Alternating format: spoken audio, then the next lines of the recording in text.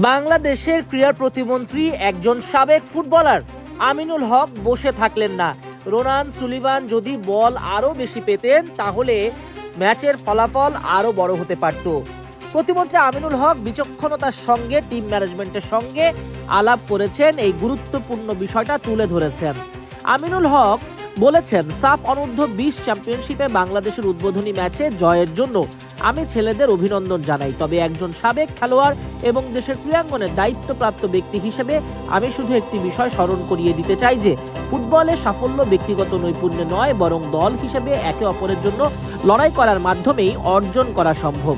আমার মনে হয়েছে আজকের জয়ের নায়ক রোনানকে আরও সুযোগ করে দেওয়া যেত, কিন্তু সেখানে টিম কম্বিনেশন ও কমিউনিকেশনের কিছুটা অভাব স্পষ্ট দেখা গিয়েছে। মাঠে সবাইকে একে অপরের উপর সমানভাবে আস্থা রেখে খেলতে হবে, সেই স্থানীয় হোক কিংবা বংশোদ্ভূত খেলোয়াড়। জন্মস্থান বেড়ে ওঠা যেখানেই হোক না কেন, যারা দেশের জন্য লাল সবুজের জার্সি গায়ে জড়ান তারা সকলেই বাংলাদেশি। যে কোনো খেলায় দেশের পতাকা ও দলের স্বার্থই যেন সকল ব্যক্তিগত লক্ষ্য অর্জনের ঊর্ধ্বে থাকে। এই চিন্তাধারা আমাদের আন্তর্জাতিক ফুটবলীয় সাফল্য অর্জনের জন্য অপরিহার্য।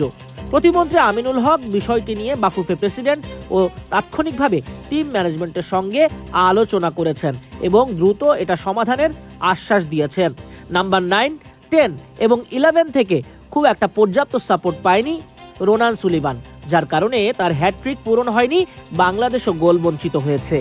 সাফ অনূর্ধ্ব 20 চ্যাম্পিয়নশিপে বাংলাদেশের পরের প্রতিপক্ষ শক্তিশালী ভারত, সেই ম্যাচে সেরাটা আশা করছেন প্রতিমন্ত্রী আমিনুল হক। নাজমুস সাকিব, কালবেলা।